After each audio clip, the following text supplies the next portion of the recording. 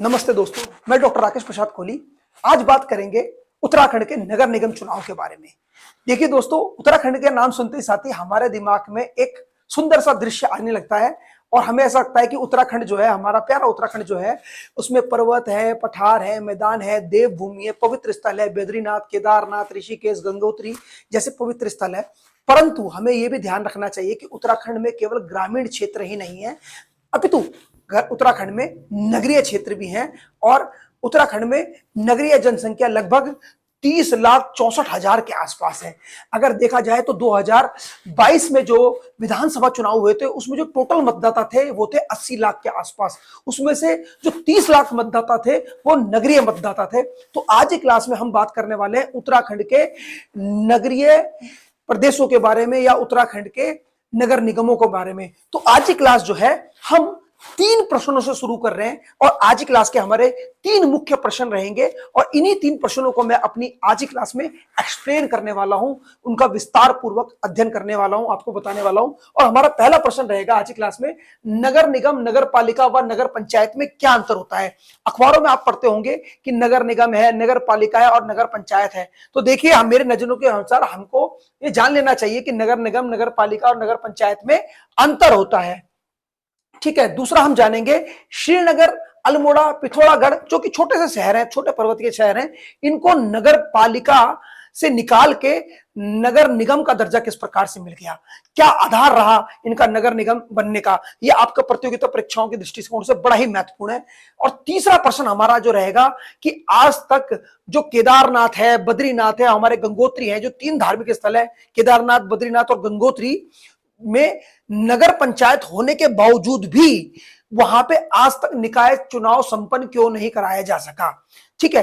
तो ये 3 प्रश्न रहेंगे। इन 3 प्रश्नों का उत्तर मैं आज के इस लेक्चर में देने का प्रयास करूंगा। मेरे साथ बने रहिएगा आखिरी तक, क्योंकि आज के लेक्चर में बहुत कुछ है। मैं आपको ये हिस्टोग्राम के माध्यम से उत्तराखंड की नगरीय जनसंख्या के बारे में समझाऊंगा और समझाऊंगा उत्तराखंड में नगरीय जनसंख्या किस प्रकार से मानचित्र में वितरित है। देखिए दोस्तों, आगे बढ़ने से पहले हम एक फैक्ट और जान लें कि उत्तराखंड में सन जो 2022 में जो विधानसभा चुनाव संपन्न कराए गए थे उसमें जो है उत्तराखंड की जो टोटल जो टोटल मतदाता थे वो 80 लाख थे। कितने मतदाता थे? 80 लाख मतदाता थे उत्तराखंड में। परंतु उत्तराखंड में जो आज के समय में 2025 में जो निकाय चुनाव हो रहे हैं उसमें 30,64,000 मतदाता हैं। तो यानी कि आप समझ सकते हैं कि उत्तराखंड की जनसंख्या का बहुत बड़ा हिस्सा जो है नगरीय मतदाताओं का है। आप समझ सकते हैं ये जो आंकड़ा है उत्तराखंड में ग्रामीण जनसंख्या के आसपास, जो अगर ग्रामीण जनसंख्या 60% के आसपास है तो नगरीय जनसंख्या भी 40% के आसपास पहुंच रही है। तो ठीक है, तो बात करते हैं आज के लेक्चर के पहले प्रश्न के ऊपर कि नगर निगम, नगर पालिका और नगर पंचायत किसे कहते हैं। देखिए दोस्तों, नगर निगम को हम इंग्लिश में कहते हैं म्युनिसिपैलिटी कॉर्पोरेशन। Municipality corporation. नगर पालिका को बोलते हैं म्युनिसिपैलिटी काउंसिल, म्युनिसिपैलिटी काउंसिल। और नगर पंचायत को हम नगर पंचायत ही बोलते हैं। क्या बोलते हैं? नगर पंचायत। तो इन तीनों में क्या डिफरेंस है, इन तीनों में क्या अंतर है। अखबारों में हम पढ़ते हैं आए दिन कि नगर निगम में के चुनाव हो रहे हैं, कई जगह पढ़ते हैं हम नगर पालिका के चुनाव हो रहे हैं, कई जगह पढ़ते हैं हम नगर पंचायत के चुनाव हो रहे हैं। तो हमको ये जानना भी तो पड़ेगा कि नगर निगम, नगर पंचायत और नगर पालिका में क्या अंतर है। तो देखिए, आज का जो पहला प्रश्न है उसको हम सॉल्व करने की कोशिश करते हैं। शीर्षक है नगर निगम, नगर पालिका और नगर पंचायत में अंतर। तो आज अगर हमको नगर पंचायत, नगर निगम, नगर पालिका में अंतर समझना है तो सबसे पहले हमें नगर को समझना पड़ेगा। नगर की परिभाषा हमें जानना पड़ेगा कि नगर की परिभाषा क्या होती है। देखिए, नगर की जो परिभाषा है वो उसको जो है सेंसस ऑफ इंडिया द्वारा डिफाइन किया गया है, यानी कि भारतीय जनगणना विभाग द्वारा डिफाइन किया है। 1971 में सबसे पहले डिफाइन किया गया था, परिभाषित किया गया था कि नगर किसे कहते हैं। परंतु अगर हम देखें व्यवहारिक रूप से भी, एक आम व्यक्ति के रूप में भी हम देखते हैं, जानते हैं कि नगर और ग्राम में कुछ अंतर होता है। सबसे पहले तो गांव तो वो होते हैं जो प्रकृति के पास होते हैं, सुंदर प्राकृतिक परिवेश वाले क्षेत्र को हम क्या बोलते देते हैं? गांव बोलते हैं। गांव के लोग प्रकृति के साथ जुड़े होते हैं, प्रकृति के साथ उठना सोना, प्रकृति के चक्र के साथ जुड़े होते हैं और साथ साथ वो प्रकृति के नजदीक रहते हैं, खेती बाड़ी करते हैं, किसानी करते हैं और उनके जीवन में बाजारी तत्वों का, बाजारी चीजों का महत्व कम होता है। परंतु व्यवहारिक दृष्टि से अगर हम देखें, व्यवहारिक दृष्टि से हम देखें तो ये जो परिभाषा है, इसके अतिरिक्त हमारे पास एक प्रशासनिक परिभाषा है, एक सरकारी परिभाषा है, जिसको हम समझ सकते हैं कि जो नगर और गांव गांव का अंतर स्पष्ट करती है। तो ये परिभाषा है ये वाली। देखिए, नगर और गांवों में तीन मुख्य अंतर होते हैं। पहला, 1971 की जनगणना के अनुसार, 1971 की जनगणना के अनुसार इसको माना गया था, और 1971 की जनगणना के बाद हर साल ये रिवाइज होती है। 2011 की जनगणना में भी नगर और ग्राम का जो अंतर था, इसी के आधार पर माना गया था। जनगणना के अनुसार नगर वो क्षेत्र होता है जहां पे कम से कम 5,000 लोग रहते हैं। सबसे पहला क्राइटेरिया है, कम से कम 5,000 लोग रहते हैं, वो नगर हो सकता है।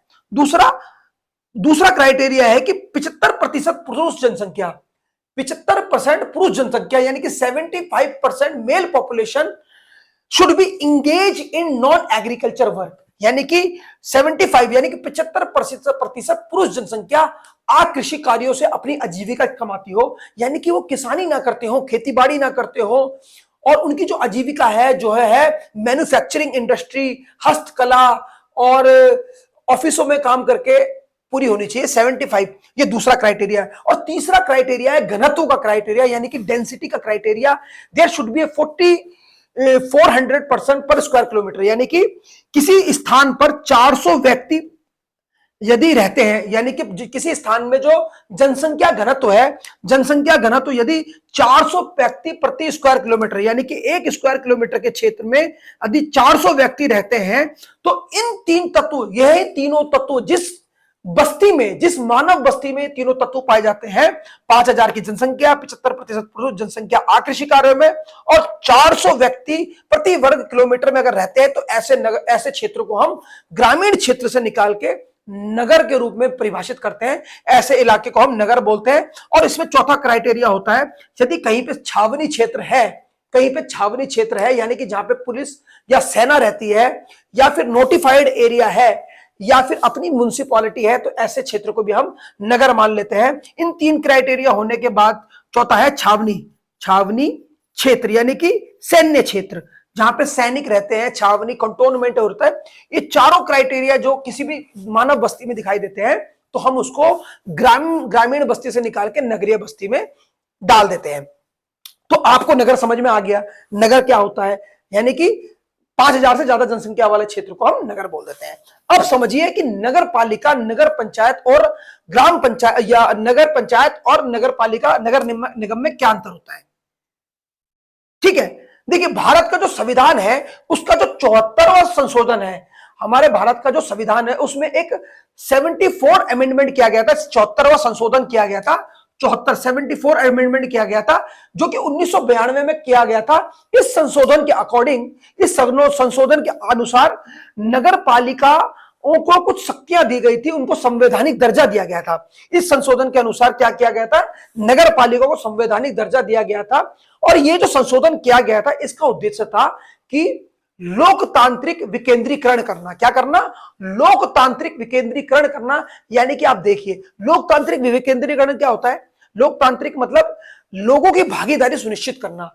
देखिए, अगर मेरे घर के बाहर खड़ंजे खराब है, नालियां सही नहीं है, सीवेज खराब है, पानी नहीं आ रहा, मेरे पड़ोस के जो स्कूल है, प्राइमरी प्राथमिक स्कूल है, वहां पे जो बच्चों की पढ़ाई कैसी होनी चाहिए, चिकित्सालय में कौन कौन सी दवाई रखी होनी चाहिए, इन सब का जो निर्णय है, इन सब का निर्णय जो है लोकमत यानी कि नगर पालिकाओं द्वारा सुनिश्चित किया जाए। तो नगर पालिका बेसिकली क्या काम करती है, साफ सफाई का काम करती है, शहर में ब्यूटिफिकेशन, सौंदर्यीकरण का कार्य करती है।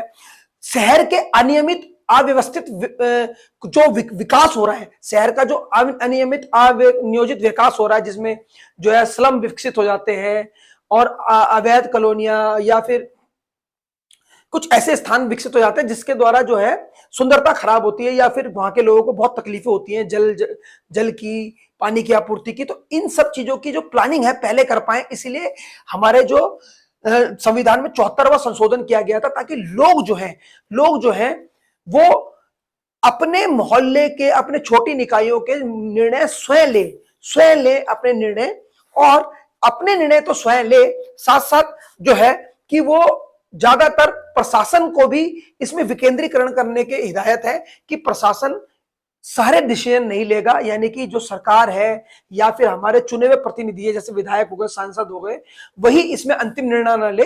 कुछ हमारे जो जनप्रतिनिधि हैं, जो स्थानीय निकायों के जनप्रतिनिधि हैं, उनका भी जो है ओपिनियन, उनके विचार भी सुने जाएं। तो इसीलिए मैंने बोला लोकतांत्रिक विकेंद्रीकरण के लिए संविधान में 74वां संशोधन किया गया था, और इसी समय इसी संशोधन में ही यह डिफाइन किया गया था, यह बताया गया था कि जो नगर पालिका है उसको 3 श्रेणियों में बांटा जाएगा। और ये 3 श्रेणी कौन कौन सी होगी?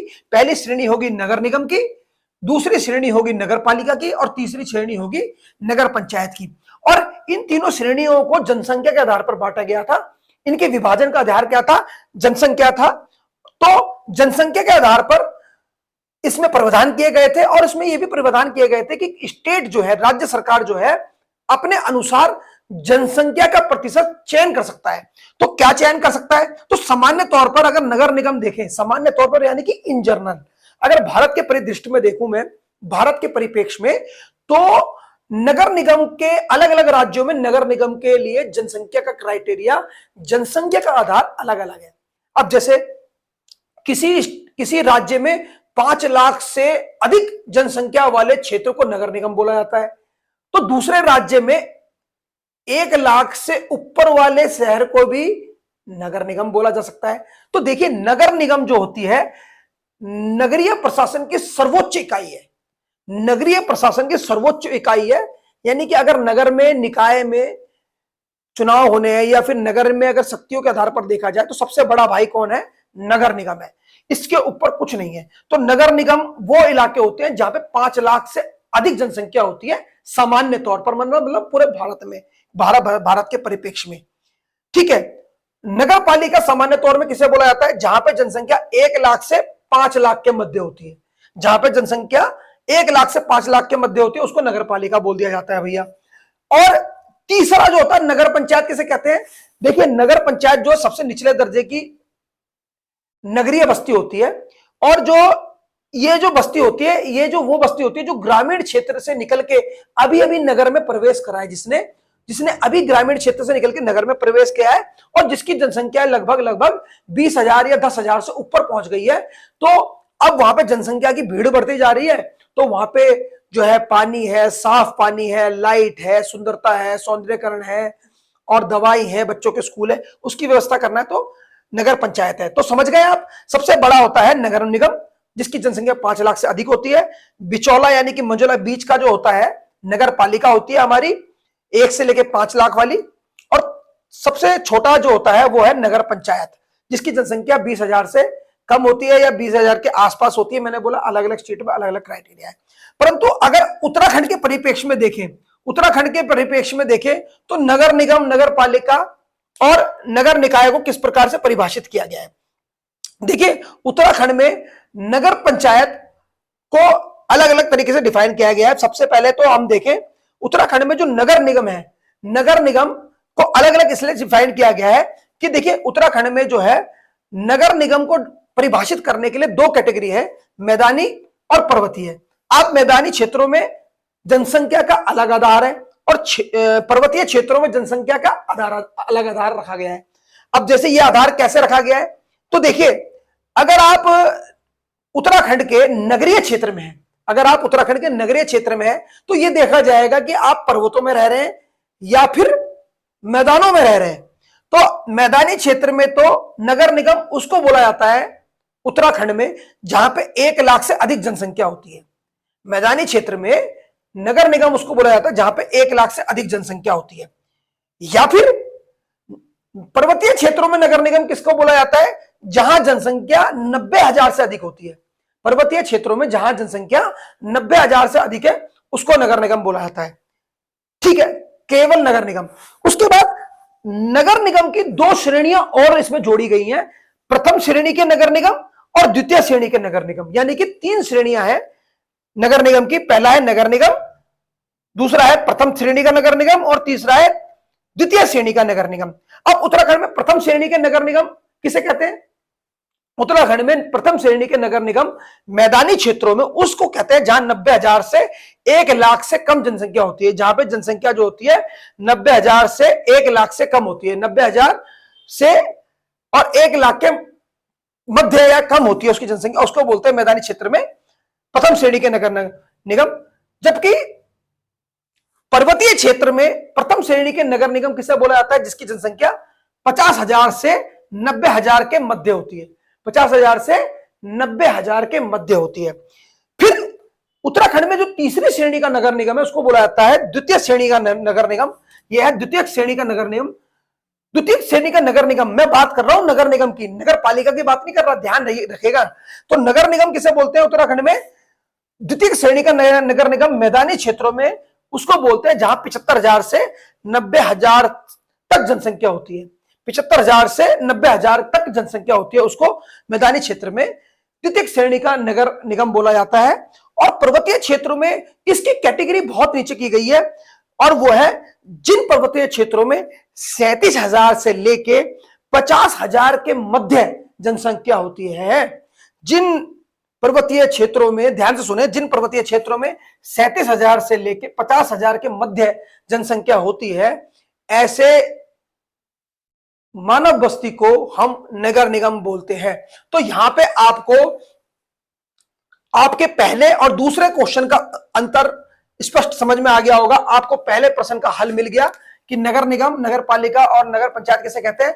और अब आप दूसरे प्रश्न का उत्तर देख लीजिए, श्रीनगर, अल्मोड़ा, पिथौरागढ़ और को नगर निगम कैसे माना गया। देखिए, इस बार के जो नगर निगम चुनाव है 2025 में, इस बार 3 नए नगर निगम जुड़े हैं हमारे उत्तराखंड में। और ये तीनों नगर निगम जो जुड़े हैं, ये जुड़े हैं पर्वतीय क्षेत्रों में। कहां जुड़े हैं? पर्वतीय क्षेत्रों में। देखिए, पौड़ी में तो श्रीनगर को नगर निगम घोषित कर दिया गया है। अल्मोड़ा जिले में अल्मोड़ा शहर को नगर निगम जो घोषित किया गया है, और पिथौरागढ़ में पिथौरागढ़ शहर को नगर निगम घोषित किया गया है। और देखिए, इन तीनों की जनसंख्या आप इस हिस्टोग्राम में देख रहे हैं, सबसे नीचे है। यहां पे 38,000 जनसंख्या है पौड़ी श्रीनगर में, अल्मोड़ा में जनसंख्या भी 38,000 है, और पिथौरागढ़ में जनसंख्या 1,000 ज्यादा है, लगभग 39,000।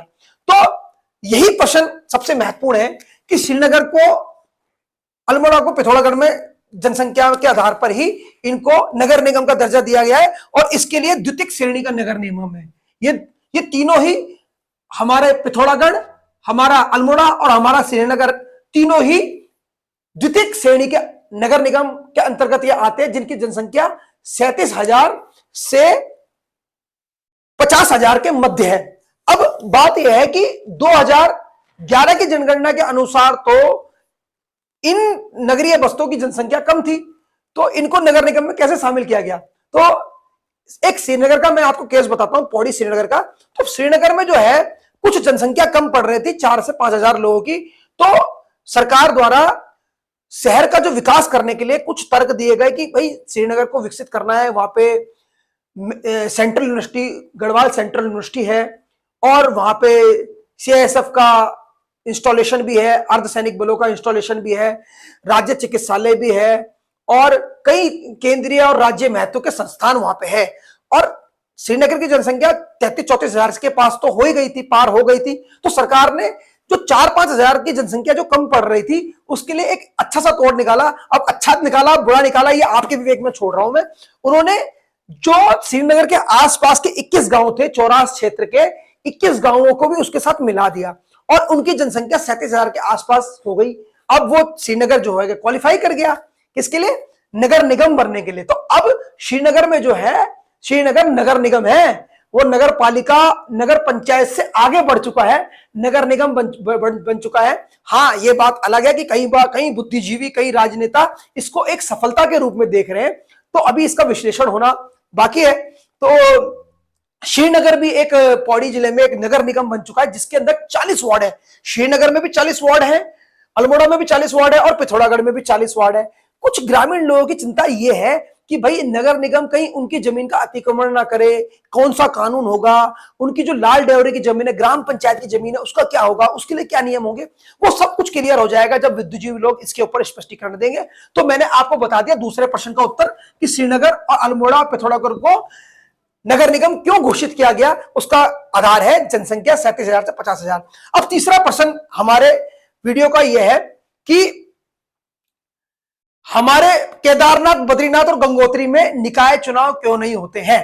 तो समझिए पहले निकाय चुनाव क्या होते हैं। देखिए, निकाय चुनाव क्या बोलते हैं? निकाय चुनाव, निकाय माने होता है नगर निगम, नगर पालिका और नगर पंचायत, इन तीनों को जब हम मिला देते हैं तो इनको क्या बोलते हैं, निकाय चुनाव।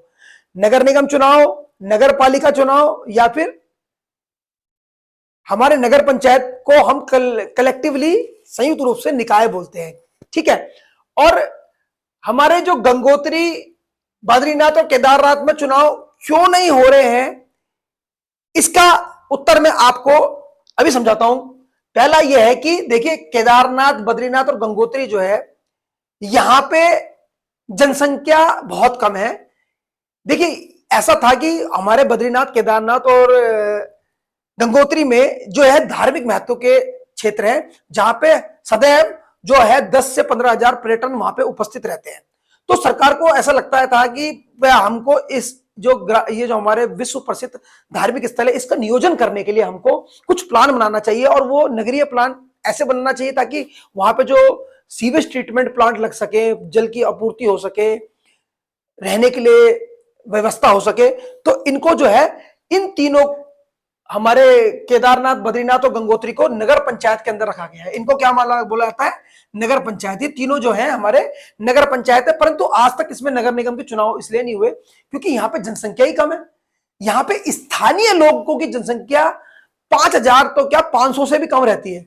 और ज्यादातर यहाँ पे जो ज्यादातर लोग रहते हैं, ज्यादातर टूरिस्ट या बाहर के लोग रहते हैं, तो इसीलिए गवर्नमेंट वहां पे जल्दी से चुनाव का इनिशिएटिव नहीं लेती। दूसरा जो कारण है, 6 महीने तो ये बर्फ से ढके रहते हैं, 6 महीने ही वहां पे जनसंख्या जाती है, तो बर्फीला बर्फ से रहने के लिए कारण 6 महीने ही वहां पे आबादी रहती है और 6 महीने बर्फ रहती है, तो भाई कहां से वहां पे चुनाव का वो हो सकता है। और जो तीसरा कारण है वो है जो है पंडा समाज, जो वहां के पुरोहित समाज के जो लोग हैं, जो वहां के तीर्थ पुरोहित हैं, कहीं ना कहीं वो कहते हैं कि हमारा ऐतिहासिक क्लेम है यहाँ पे, तो सरकार जो नियम लाएगी कहीं उससे हमारे जो पारंपरिक नियमों का अतिक्रमण ना हो जाए। तो सरकार भी इसमें कुछ सोच रही है। हो सकता है कि कोई सरकार जो है इसमें जो है कोई ऐसा इनिशिएटिव ले जिससे कि जो वहां के तीर्थ पुरोहित हैं उनका भी अधिकार ना मरे और उस क्षेत्र का विकास भी हो पाए। तो ज्यादा अच्छा रहेगा कि सरकार तीर्थ पुरोहितों से भी बात करके उसका समाधान निकाले और यहाँ पे भी नगर पंचायत के कम से कम चुनाव तो संपन्न हो ताकि वहां का सौंदर्यीकरण हो सके। तो ये 3 कारण रहते हैं कि इस कारण यहाँ पे चुनाव नहीं होते हैं। तो तीनों मैंने प्रश्न को उत्तर दे दिया आपको। ठीक है। और जो चौथी हम बात करने वाले हैं आज, इस मैप में करने वाले हैं, इस हिस्टोग्राम में करने वाले हैं। देखिए, उत्तराखंड में जो 2025 के जो निकाय चुनाव हो रहे हैं हमारे, इसमें जो है कुल 11 नगर पालिकाएं हैं। कितनी नगर पालिकाएं? कुल 11 नगर निगम है। कितने नगर निगम है? 11 नगर निगम है। और लगभग 43 के आसपास हमारी नगर पालिका और 46 के आसपास नगर पंचायत हमारी है। तो 46 नगर पंचायत, 43 नगर पालिकाएं और 11 नगर निगम है। तो मैंने बताया कि नगर निगम सबसे ऊंची श्रेणी के नगरीय अधिवास होते हैं। तो 11 नगरीय, हमारे जो 11 जो नगर निगम है वो आप यहां पे देख सकते हैं। सबसे बड़ा नगर निगम हमारा देहरादून है, जहां पे 7,68,000 मतदाता है देहरादून। अब देहरादून के अंतर्गत सेलाकुई, डोईवाला, इसकी जनसंख्या अभी सम्मिलित नहीं है। देहरादून में 100 वार्ड है। दूसरा जो सबसे बड़ा नगर निगम है हमारे उत्तराखंड का वो है हमारा हल्द्वानी, जहां पे जनसंख्या जो है 2.42 लाख यानी कि 2,42,000 है। 2,42,000 है। जो तीसरे दर्जे का जो हमारा जो नगर निगम है पूरे उत्तराखंड में वो है हमारा हरिद्वार, जो कि जहां पे जनसंख्या 1,93,000 है। ठीक है। इसी प्रकार से ऋषिकेश में 90,000 जनसंख्या है मतदाताओं की। यहां पे आप मतदाताओं की जनसंख्या देख सकते हैं। ठीक है। और रुड़की में 1,52,000 मतदाता है। हमारे काशीपुर में 1,28,000 मतदाता है। रुद्रपुर में हमारे 1,46,000 मतदाता है। कोटद्वार में जो पौड़ी के अंतर्गत आता है उस वहां पे 1,20,000 मतदाता है। और श्रीनगर अल्मोड़ा पे थोड़ा की बात कर चुके हैं। तो देखिए, देहरादून, ऋषिकेश दोनों देहरादून जिले में है। हरिद्वार, रुड़की हरिद्वार जिले में है। काशीपुर, रुद्रपुर दोनों उधम सिंह नगर जिले में है। हल्द्वानी जो है हमारा नैनीताल जिले में है। और कोटद्वार हमारा पौड़ी जिले में है। तो इस प्रकार से हमारे उत्तराखंड का जो नगरीय बस्तियां हैं उसका मैंने नंबरिंग करा है। ऋषिकेश के लिए मैंने 1 नंबर, देहरादून के लिए 2 नंबर, हरिद्वार के लिए 3 नंबर, रुड़की के लिए 4 नंबर, काशीपुर के लिए 5, रुद्रपुर के लिए 6, 7, 8, 9 आप पढ़ सकते हैं श्रीनगर के लिए। तो देखिए आप क्या देख रहे हैं, उत्तराखंड में जो 30,64,000 मतदाता हैं, नगर निकाय चुनाव में जो वोट डालेंगे, 30,64,000 मतदाता जो वोट डालेंगे, उसमें से लगभग 21 लाख मतदाता तो उत्तराखंड के मैदानी क्षेत्रों में बसते हैं। 21 लाख मतदाता। तो अब देखिए मानव बस्तियां, ये उत्तराखंड का मानचित्र है और उसमें अलग अलग जिले दिखाई दे रहे हैं। अब देखिए नंबर 1 और नंबर 2 हमारा ऋषिकेश और नंबर 2 देहरादून, ये दोनों देहरादून जिले में है। देहरादून मैदानी है, घाटी का क्षेत्र है। नंबर 3 और नंबर 4 यानी कि हरिद्वार और रुड़की, ये हरिद्वार में है, ये भी मैदानी क्षेत्र है। नंबर 8 देखिए हमारा कोटद्वार है। कोटद्वार भी लगभग विशुद्ध रूप से मैदानी, समझ लो फुटील का रीजन है। और नंबर 5 और 6 को देखिए, नंबर 5 में हमारा क्या है, काशीपुर, और नंबर 6 में हमारा है, 7 नंबर 6 में हमारा है रुद्रपुर, ये दोनों भी मैदानी है। हल्द्वानी जो है हमारा नंबर 7 में है, जो दूसरा सबसे बड़ा नगर निगम है हमारे उत्तराखंड का, ये भी मैदानों में है। तो उत्तराखंड के जो हमारे 8 नगर निगम है, 11 में से 8 नगर निगम तो विशुद्ध रूप से मैदानों में है। बचे 3 नगर निगम, नगर निगम 9 श्रीनगर, नगर निगम 10 अल्मोड़ा और नगर निगम 11 पिथौरागढ़, ये तीनों हमारे पर्वतों में है। तो ये था हमारे, तो हम नगरीय जनसंख्या का वितरण, हमारी नगरीय जनसंख्या का वितरण, अधिकांश हमारे जो नगर हैं, उधम सिंह नगर, हरिद्वार, देहरादून, पौड़ी के मैदानी क्षेत्र और नैनीताल के मैदानी क्षेत्रों में है। तो ये था हमारे उत्तराखंड में नगर निगम, नगर निकायों का व्यवस्था। और अगर आपको ये मेरी वीडियो अच्छी लगी तो प्लीज इसको अपने ग्रुपों में शेयर कीजिएगा, और इसी प्रकार के एजुकेशनल वीडियो देखने के लिए मेरे चैनल को लाइक, सब्सक्राइब एंड इसमें जरूर कमेंट कीजिएगा। धन्यवाद, नमस्ते।